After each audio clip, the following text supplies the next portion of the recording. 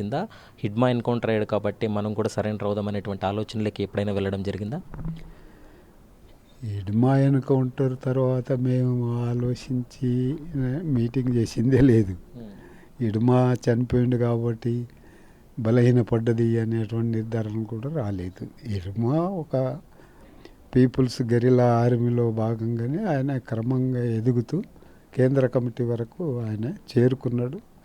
ఆయన నాయకత్వంలో అనేక దాడులు జరిగినాయి.